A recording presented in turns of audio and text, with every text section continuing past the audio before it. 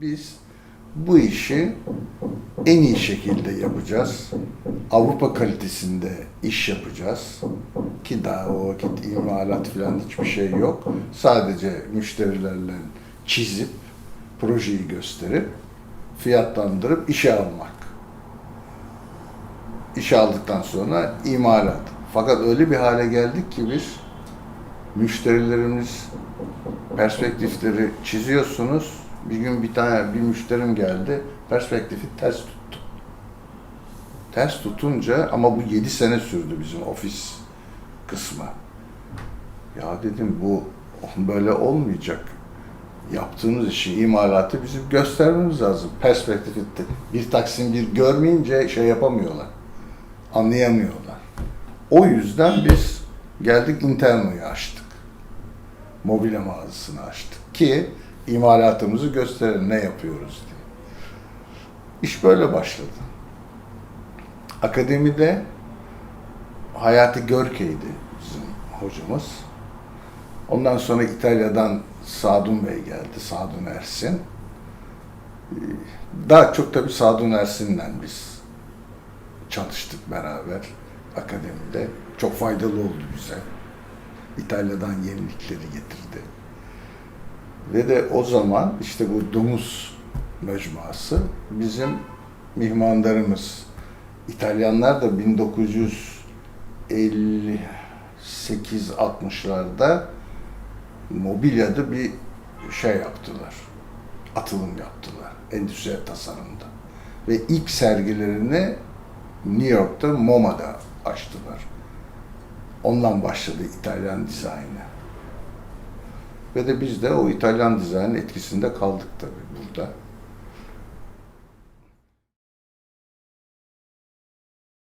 Babam bir gün beni aldı, bak dedi evladım dedi, hazırlan dedi, seni dedi akademide bir sergiye götüreceğim dedi. O 11 yaşındayım daha ben. Beni aldı, akademiye götürdü. Orada Resim Heykel Müzesi'nin İstanbul'da açılan ilk sergisi, toplu sergisi. İşte yabancı ressamlar var, Türk ressamları var. Hepsi benim o günkü resim dünyama girdiler birdenbire. Hayran oldum hepsine. Dolayısıyla büsbütün pekişti bende tabii ki güzel sanatlara girme fikri. Neyse ondan sonra sınavına girdim, kazandım falan. Ondan sonra iş süslemeydi adı o zaman, iş mimarlık değildi. Eniştem beni aldı götürdü okula. Elimden tutarak neredeyse, yani 15 yaşında çocuğum ben böyle. Müdür muaviniyle konuşmaya gittik, odasına girdik. Müdür muavin dedi ki, efendim dedi, yani resim falan dedi, bunlarda şey yok, hayat yok dedi, para yok dedi. Ondan sonra bak dedi, bir şey var, bölüm var, iş süsleme bölümü, dekoratörlük falan dedi. Ondan sonra bunların geleceği var, bunda para var falan dedi. Bizi caydırdı. Velhasıl ben ressam olacakken, daha doğrusu heykeltıraş olacakken, ondan sonra bakın önünüzdeki şu 56 yılında yaptığım bir heykeldir bu benim. Ahşaptır o. Sonradan çekersiniz herhalde tek olarak. Yani heykeltıraş olacakken ben işte iş süslemeye girdim, iş mimar oldum.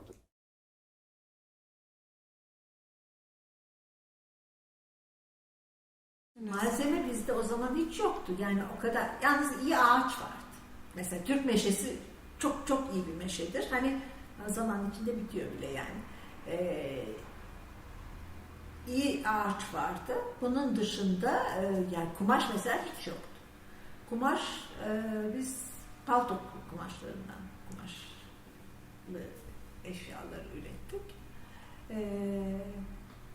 Diğer şeyler mesela kulp bulamazsınız, menteşe bulamazsınız. Bunları hep ürettirdik. Yani plexiglas'tan yaptık, ahşaptan yaptık. Lamba falan mesela hiç yok. Metal demirden lambalar yaptırıp işte bir takım şeylerle ne bileyim ben elektrik kordonlarıyla veyahut da işte naylon bilmem nelerle sararaktan öyle bir takım mesela lambalar üretmiştik bir zamanlar. Fakat o güne kadarki malzemeye baktığımız zaman o malzemenin teknolojik gelişmesi de aynı derecede işi etkilerdi. Mesela biz öğrenciliğimizde madeni mobilya diye bir şey, öyle bir şey ihtimal yoktu. Ahşaptı her şey. Ahşap vardı. Yeni İkinci Dünya Savaşı'nda Amerikan donanmasının kullandığı suya dayanıklı kontrplaktan yaptığı hücum botlar sebebiyle su kontrplağı yavaş yavaş adı duyuluyordu ama güvenilemiyordu. Böyle kontrplak mı olur diye. O yüzden bizim eğitimimizin ilk yılı hep ahşap üzerine başladı. O kadar ki hangi ağaç ne zaman kesilir, kaç gün bekletilir, 6 ay bekletilecek ağaçlar nasıl istif edilir, yapıştırıcılar nelerdir, yapıştırıcıya güvenemediğimiz için her şey geçmeler üzerine kurgulanır ve bizim bütün gün işimiz gücümüz teknoloji atölyesinde ahşap bağlantılarıyla geçmiştir. Fakat bazı hocalarımız ki Sadi Bey başta olmak üzere o yıllarda metal mobilya yapmaya başladılar. Ancak o yıllarda metal mobilya yapmak için de bulunabilecek malzeme belliydi. Boru lazım ama demir boru başka herhangi bir sebep için kullanılmadığı için ya su borusu olacak ya kalorifer borusu olacak. Su boruları da o tarihte kurşundu. Onun için kurşun borudan mobilya yapamazsınız. Demir boru vardı ama dirençli olması için de kalorifer borusu olması lazımdı. Onun için ilk madeni mobilyalar ithal edilen kalorifer borularıyla yapılıyordu ve tabii bu borular yüksek basınca dayansın diye çok kalındı, ağırdı, yerinden kalkmaz borulardı. Kaynaklayamazdık çünkü bunlar döküm ekstrüzyon tekniğine göre yapıldığı için kaynak da kabul etmiyor. Bükemiyorsun da. Dolayısıyla neyle bağlayacağım belli olmayan bir de demir boru vardı elimizde. 2. yıla filan doğru. 3. yıl bir haber yayıldı. Çekme kare profil boru mucize. Çekildiği yeri görmek üzere Karaköy'e gittim. Karaköy'de bir neredeyse eşekle çalışan bir haddehane vardı. Bu adamcağız sacı uzun uzun kesiyor. Sonra çaka presle katlıyor. Tek tek elle kaynaklıyor. Bir yuvarlak boru haline getiriyor. Daha doğrusu ne formda olduğu onun keyfine bağlı. Eğri büğrü bir şey oluyor. Sonra onu basit bir makineyle ucunu kanca gibi büküyorlar borunun. Bir makineyle pres çekerek o boruyu önce temiz bir daire haline getiriyor. Sonra tekrar yağlara batırıp bu defa bir kare kalıptan çekiyor, kareleştiriyor. Ama ne yaparsa yapsın kenarlar tam kare olmuyor. Onun için de bunlara ağır ağır mobilyada kullanacağın zaman macunlar konuluyor. Üstü bayağı yeni baştan kalafat ediliyor. Gemi yapar gibi bir şey. Ama hiç yoksa kare boru diye bir şey çıktı. Bu 1965'li yıllarda çıkmıştır. Ve o tarihten sonra bir yaklaşık 30 yıl, 40 yıl kare profil ortaya çıktı. Kare profil Türkiye'de mobilya üretimini birdenbire çok değiştirdi. Kullanıcılar hep özel insanlar, zengin insanlar. Avrupa'da gitmiş bu mobilyayı görmüş ama getiremiyor. Burada da yapan yok. İşte benim yaptığım sıralarda işte şansım bu. Başka yapan yok çünkü. O işi bilen yok.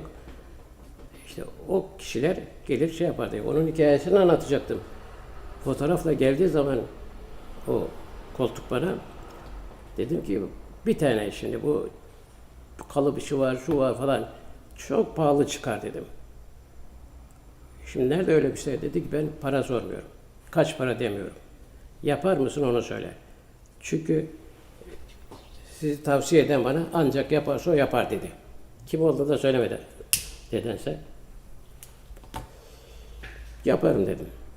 Fiyat da söyleme bana dedi. Yaptıktan sonra söylersin.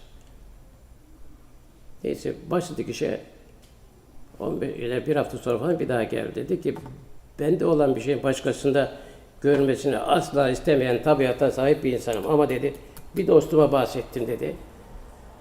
Ben de istiyorum bir tane deyince dedi kıramadım dedi. Bir tane de onun için yapıyorum. İstiyorum dedi. Peki dedik. Ben 5 tane tuttum. Bir tane yapalım. 5 tane tuttum. Ama tabii bir hayli uğraştık. Ölçüleri çıkartma falan. O zaman kareli kağıtlar da yok. Cetvelle santimetre karelere bölüyordum. Standart ölçüleri bulduktan sonra oradan yola çıkarak aslına yakın bulmuşum. Yaptık ayağı. Yani, ama mesela bunu ayağı alüminyumdur. Demirden yaptık. Lamadan yaptık. Yaptığımızda geldi adam, gördü. Naylona sardık atölyede. Açtık, bizim atölyeye geldi. Açtık, şöyle bir baktı. Ben yüzüne bakıyorum, tepkisi lazım acaba. Beğendim, beğenmedim diye. Falan yapınca dedim eyvah, beğenmedi galiba. Bir oturdu baktı. Dedi ki şimdi ben burada yapıldığını şahit olmasam bunu dedi. Dışarıdan getirdin derdim sana dedi. Bu kadar oturmuş dedi. Tebrik ederim dedi. Oturdu kalktı çünkü orada oturmuş. Acil Sultan Korusu'nda bir operatör cerrah, genç bir adam. Amerika'da tahsil yapmış falan. Orada oturmuş kalkmış bu koltuğun hayranı. Neyse bir fiyat çıkarttım ben kendime o gelmeden önce. Baktım dedim bu çok, bu adam bu parayı vermez. Bir daha oradan buradan kırptık. Bir daha en sonunda biraz dedim bundan aşağıda olmaz dedim kendi kendime. Oturuyor kağıt. Oturduk kahve içiyoruz böyle. Dedi ki borcumuz ne Mustafa Bey? Kağıdı uzattım öyle. Dedi ki bak burada 3 tane hesap var. Birisini çok buldum. İkinciyi de çok buldum. Ama üçüncüsü de bu dedim. Bundan aşağıda olmaz dedim. Şöyle bir baktı, güldü. Dedi bunu dedi dışarıda kaç para olduğunu biliyor musun? Bilmiyorum dedi. Senin en yüksek bulduğun fiyatı 3 ile çarp dedi. Ve en yüksek bulduğum fiyattan parasını verdi. Teşekkür etti. Ondan sonra kalan 3 tane koltuğu 5 senede zor sattım ben. Fiyat söyleyince bu ne diyorlar ya. Ancak işte onu bilen, mobilya kültürü olan insan anlıyor.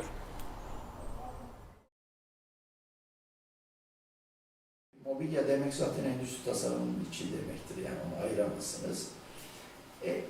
Zaten ben hep şöyle gördüm, mimarlık, iç mimarlık, endüstri ürünü tasarımı bütün iç içe entegre. Bu birbirinden ayıramazsınız bunu. Yani bir sosyolojik bağ bu çözülmez. Beraber yürümek zorunda. Bu bakımdan o 3-4 meslekle insanı bir kere çok iyi tanıyacaksınız. İnsan sosyolojisini, insan psikolojisini, insanı iyi tanımak çok çok önemli. Tanımazsanız zaten üretim şeyi yapmak çok zor. Yani özgün yaklaşım, işte konsepti kurmak ve çok kendinizi genel kültürünüzü çok ilerletmeniz lazım. Genel kültür olmazsa bir insanın çok fazla dolaşmazsa, çok fazla seyahat etmezse, eski kültürleri iyi incelemezse dar bir çerçeve içinde kalıyor. Yani kendinizi aşmanız lazım. Bu bakımdan ben hep gençlere şunu söylüyorum. Muhakkak dünyayı dolaşın, bir şekilde dolaşın. Bu köprüleri kurun, gezin. Başka kültürlerle yoğun olarak ilgilenin diye söylüyorum. Ve bunu da burada aşağı yukarı şimdi de çok tabii dünya çok globalleştiği için sistemde gidip gelmeler kolay oldu. İşte Erasmus programları veyahut da kolay iletişim ve kolay yolculuk imkanları çıktı. Artık o kadar yakın ki ülkeler birbirine çok daha kolay oluyor. Bu bakımdan şanslı bir gençlik olması lazım bizim devrimize göre. Şöyle bir espri yaparım ben. Biz 1964'lü yıllarda imtihana girerdik şeyde, işte akademide mesela herhangi bir imtihan, ne bileyim, statikle ilgili mesela. İnanmayacaksınız, o zaman tabii hesap makineleri yoktu. Kasapta fasit denen böyle ağır bir makine vardı. Kasaplardan hiç unutmuyorum. Yani 3 ileri bir geri şey yapar, hesap makinesi, bu abaküs gibi filan. Kasaptan onu biz ödünç aldık. 40 kişi imtihana girdik, ağır da bir şey. Önce önümüzdeki arkadaş hesabı yapıyor, arkadakine veriyor makinayı. O onun arkasında. Yani Böyle imkansızlıklar içerisinde biz kendimizi yetiştirdik.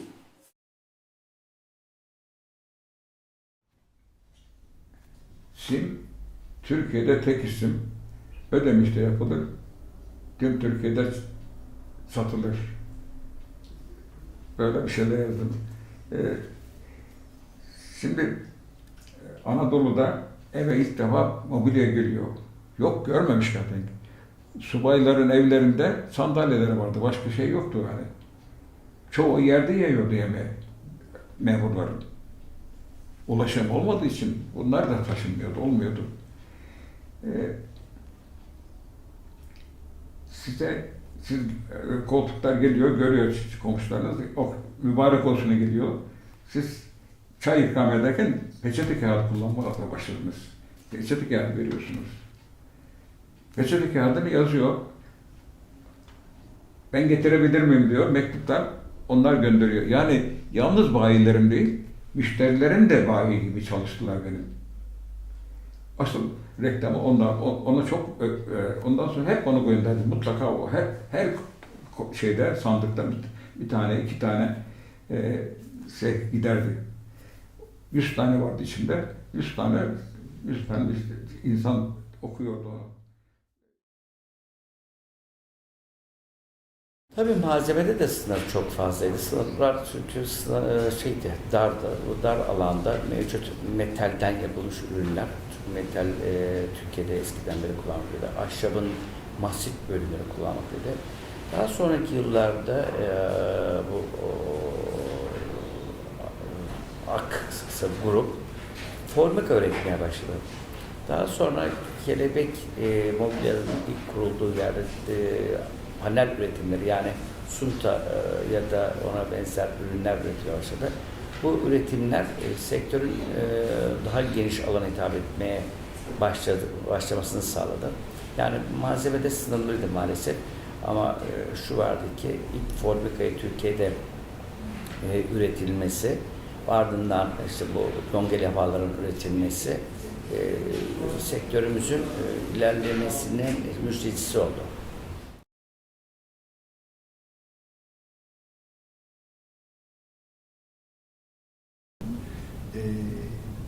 1968'den itibaren Devlet Malzeme Ofisi ile tanışmış olmak bizim çizgimizi tamamen değiştirdi. Orada artık sizin bir takım şeyleri tasarlamanız ya da öngörmeniz yerine ihaleyle bu işleri yaptığınız için Devlet Malzeme Ofisi tarafından hazırlanmış teknik şartnameleri esas alarak onlara birebir uyum sağlayacak mobilyalar üretmek ve onların teknik kadrosu tarafından onaylanarak kabul görmüş teslimatları gerçekleştirmek devreye giriyor.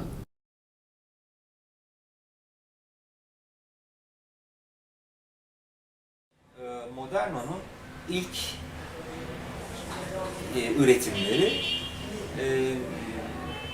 bugünkü boyutlarda küçük sayılabilecek atölye gibi bir yerdeydi. Hatta bilmiyorum tekrar mı oluyor ama demin bu konuyu konuşmuştuk. Arka sokakta sanki ama gene Moderno'dan geçilen arka tarafta bir küçük bir atölye vardı.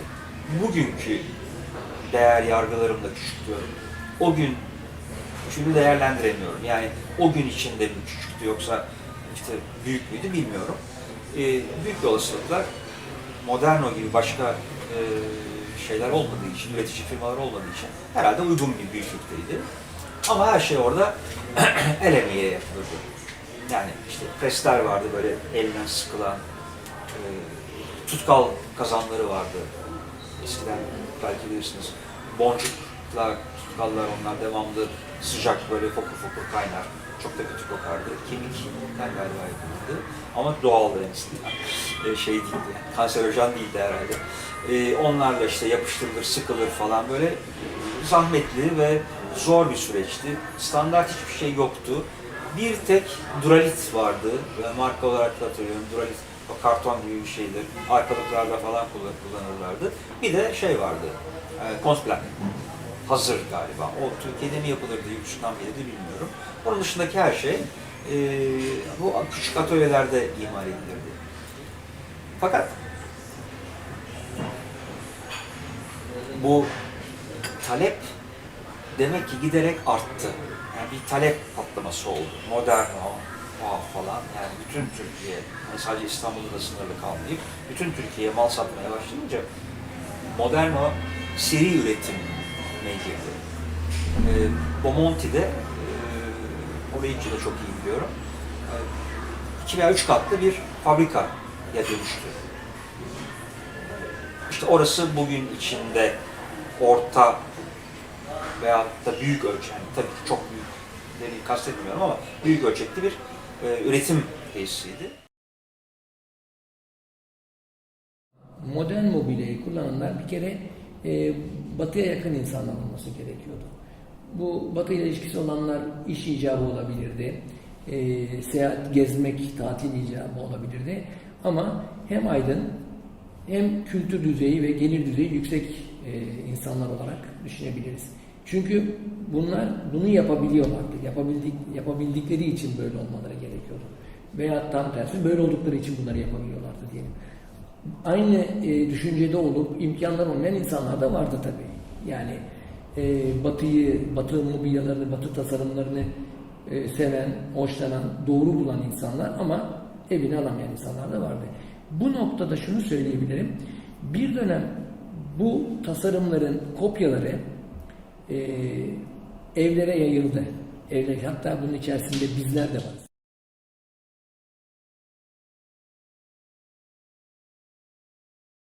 Sanatla, resimle, sanatla, yaratıcılıkla ilgili bir şey yapacağı çok küçük yaştan belli bir insan. Hani 10-11 yaşındayken anneannesinin kara kalemle çizdiği bir resmi var. Hani alıp herhangi bir yerde sergileyebilirsiniz, yani o kadar başarılı kara kalem çalışması. Hani oradan belli zaten. Mimar olmak istediğini söyleyerek büyümüş. Hani hiç başka bir yer düşünmeden de doğrudan İTÜ'ye gidip hani mimarlık okumuş bir insan. Onun için hani mimar olacağı ve işini çıkar çıkmaz kuracağı belli.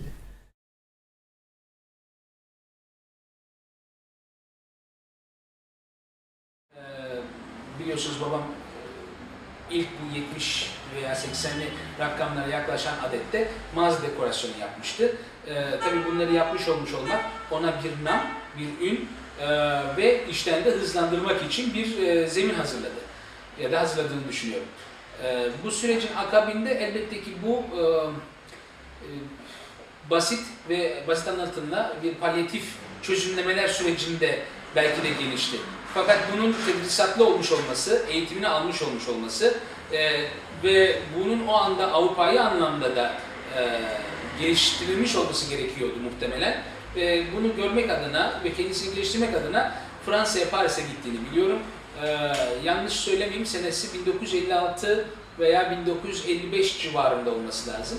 Bir dönem Fransa'da atölyede, mimari atölyelerde çalışmış. Kendisini yalnızca imalatçı değil, aynı zamanda imalattan önce de sunumunu da yapabilen konuma getirdiğini biliyorum. Hatta bazı çizimleri de halihazırda bizim arşivimizde bulunmakta. Fransa'da geçirdiği senenin arkasından tekrar işlere aynı yerden, kaldığı yerden bir hız devam etmiştir. Bu değişim süreci Avrupa'yı koklamanın, oradaki kültürel etkileşimlerin akabinde burada Nuri Osmaniye'de önü mağaza olan ve arkası imalathane olan ve şu anda da valiliğe çok yakın, valiyi görecek kadar ana cadde üzerinde olan eski İstanbul'un nezih markalarından bir tanesini kurmuştur. Bu onun kısa süreç içerisinde değerlendirecek olursak mağazacılığa doğru ilk adımını teşkil eder. Daha sonra başka mağazaları ve imalat denemeleri olmuştur adres olarak. Ama ilki diyebiliriz ki Nuri Osmaniye'dir.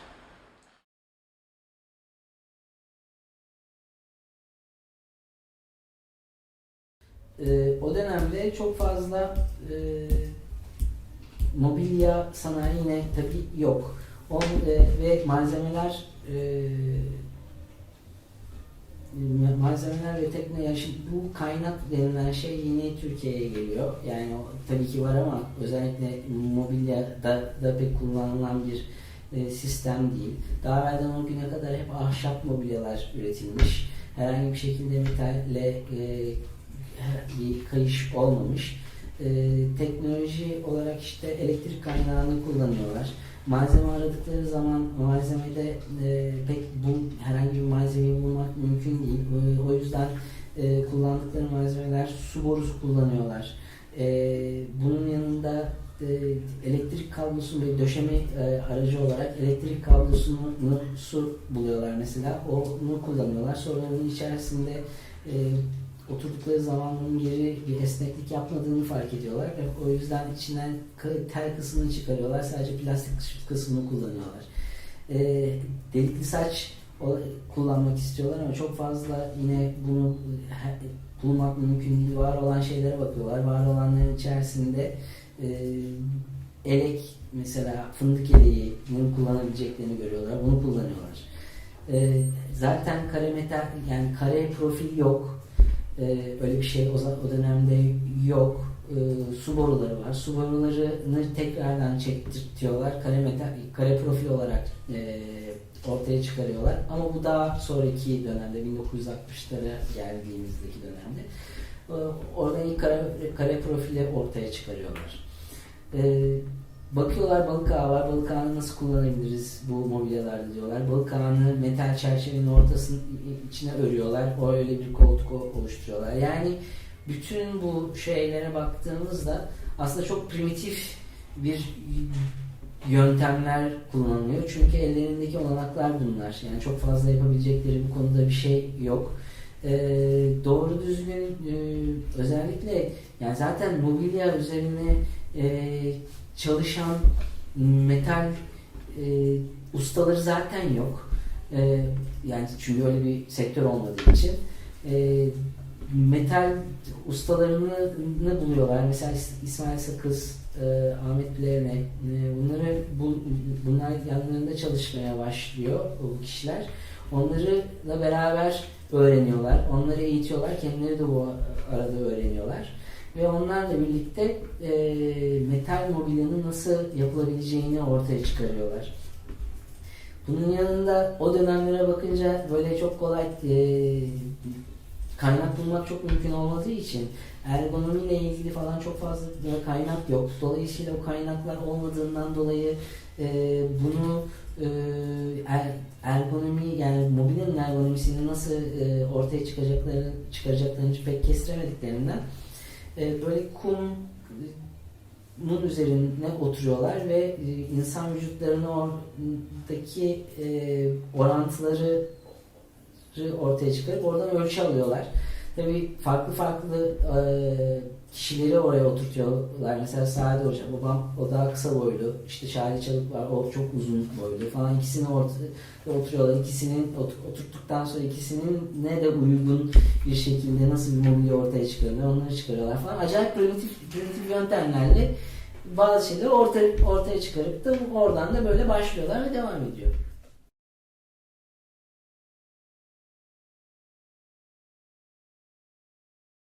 Erol Bey geçmişle ilgili birinci kuşak, ikinci kuşak, üçüncü kuşakla ilgili bahsetmiştir. Ben bunların her birinin bir zamanda olduğuna inanmıyorum. Yani şöyle desek ki bu üçüncü kuşak da bu işin sonuna geldi de bu yüzden bu şekilde oldu. Kesinlikle değil. Bu yılların birikiminin bir araya gelmesi ve onların her birinin sonrasında birinci kuşağın, ikinci kuşağın ve üçüncü kuşağın paralel düşüncelerle ve aynı seviyedeki çalışkanlıkla yapmış olduğu işler sonucunda ortaya çıkıyor. Şimdi belki biz 2010 yılından sonra 22 tane tasarım ödülü aldık gibi gözüküyor. Fakat bunların altyapısının kurulması o 1958 yılında kurulmayla birlikte başlıyor. Ufak bir atölyeyken başlayıp sonrasında büyüyüp tekrar büyüyüp çünkü firmanın da kendi içinde bir büyüme ve gelişme çağı var.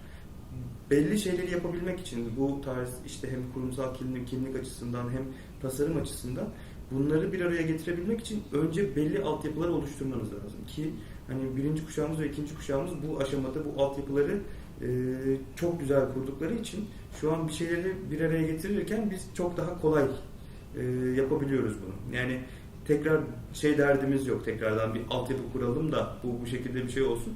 Onun yerine tekrar inovasyonu, tasarımı, pazarlamayı daha rahat düşünebilecek bir konumdayız. Bunlar hep bunu etkiliyor. Zaten bütün kararları da yine hep beraber veriyoruz. Kiminle çalışacağımız tasarım konusunda, nasıl projeler geliştireceğimiz, kendi içimizde ailenin ve profesyonellerin bir arada olduğu hem bir icra kurulumuz hem bir yönetim kurulumuz var. Ve bu konuların tamamı bu kurullara geliyor, bu toplantılara geliyor. Gerekli araştırmaları yapıyoruz. Sonrasında bunlarla alakalı olarak nasıl çalışmalar izleyebileceğimiz konusunu tartışıyoruz. Ve en sonunda bir karar verilip bunun üstüne hep beraber ilerliyor durumdayız. Bugüne kadar da başarılı olduğumuzu düşünüyorum bu konuyla alakalı.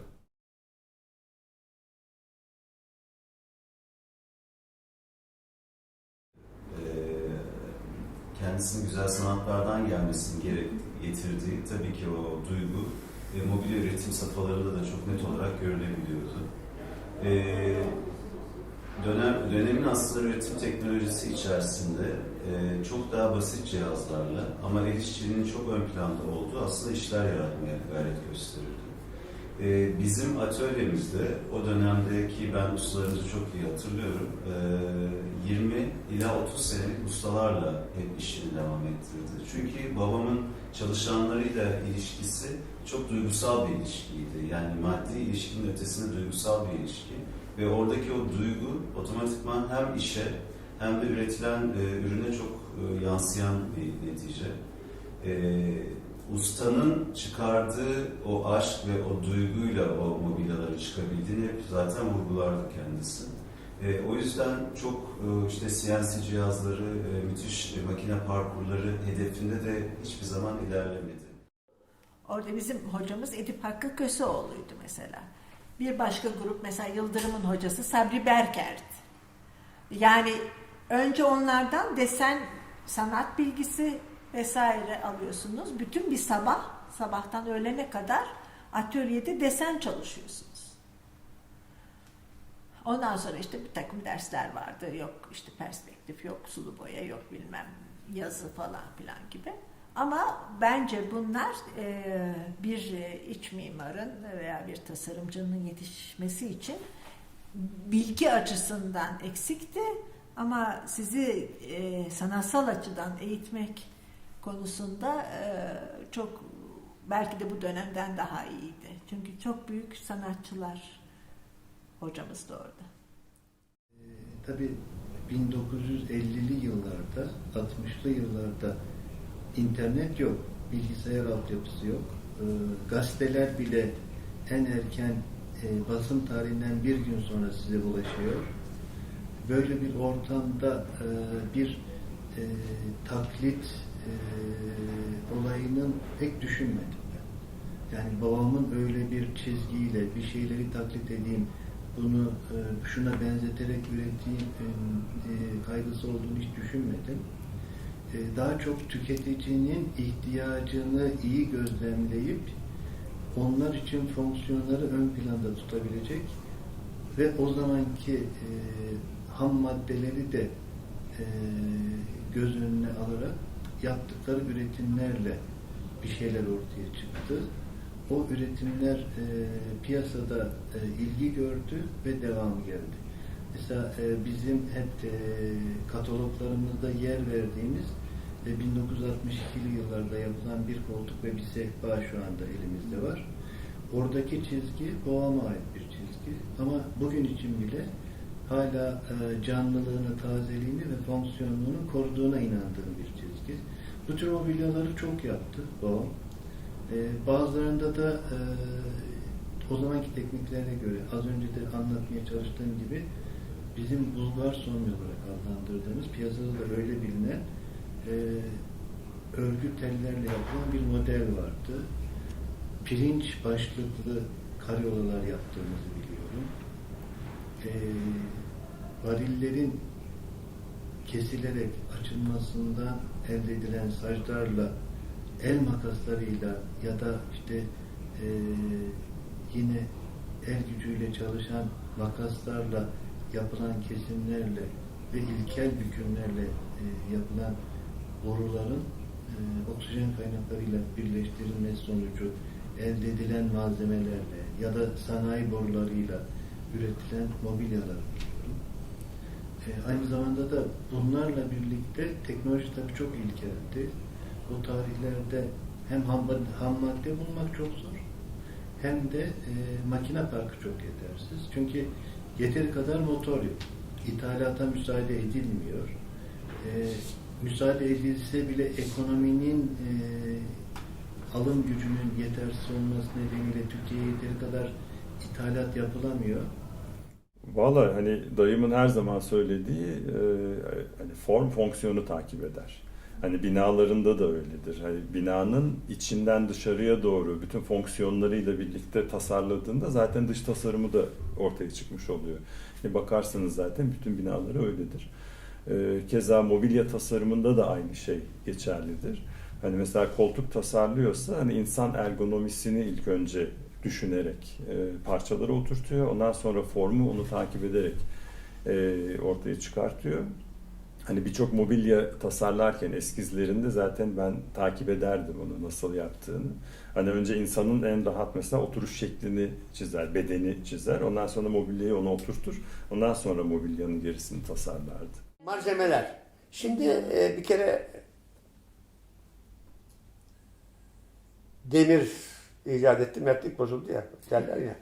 Biz demiri bulduk, ondan şey yaptık. Silah yapmadık, sandalye yaptık. Hani meşhur heykeltıraş var ya İlhan Koman. Sadi Özüç de heykeldendir. İkisi kafa kafa verir. Kare Metal diye bir yer yapıyor. Ben o yıllarda çok onların arasındaydım. Belki benim bunu yapmam da onlardan gördüğüm şeyden dolayıdır. Yani bu demir sandalyeyi. Onlar benden 1-2 sene önce yaptı zaten bu işi. Ve Kare Metal şeydeydi o. Şişli tarafında bir yerdeydi. Ben sık sık giderdim onlara. Hoşuma giderdi. Direkt olarak tasarımda Fransa'nın etkisini bilmiyorum. Fakat şu kadarını söyleyeyim. Dönemde Osmanlı'nın son döneminde özellikle mobilya tarihçesine baktığınız zaman Türkiye'de mobilya, özellikle batıcı anlamda mobilya bizde Çırağan Sarayı'ndan sonra gözükmekte ve Dolmabahçe Sarayı'ndan sonra gözükmekte. Burada dikkat ederseniz bütün mobilyaların dönemleri 16. Louis yani Louis XV, Louis XVI, Louis XIV, Rokoko, Barok ve bunun türevinde mobilyalardır. Bu mobilyaların genel formasyonu elbette ki Fransa'da da geçer akçeydi ve elbette ki İstanbul piyasasında bilinen formlardı. Muhtemelen bu bir çıkarımdır, kesinlik arz etmese bile. O mobilyalar burada hem bilinen hem de istenilen mobilyalardı. Muhtemelen kendisini geliştirdi, tasarımsal anlamda da geliştirdi ve onun ilk, daha sonra da ifade etmeye çalışan mobilyalarının temel oluşturdu.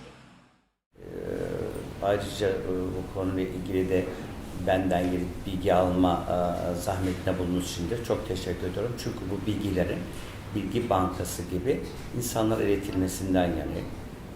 Çünkü bilgilerin saklanması ya da bilgilerin gelecek kuşaklara aktarılmaması kadar yanlış yöntem olmaması diye düşünüyorum. Şimdi mobilya tasarım çizgisi ilk başlarda Danimarka dizaynı çok revaçtaydı. Yani ahşap üretim. Fakat bu bir zaman geldi ki İtalyan dizaynıyla beraber başladı. Ağaç çok kolay bulunan bir şey değil. Seri imalata giden fiberglass'a girdiler İtalyanlar. Ağaç işi biraz geriledi. Yani daha doğrusu kıymetli bir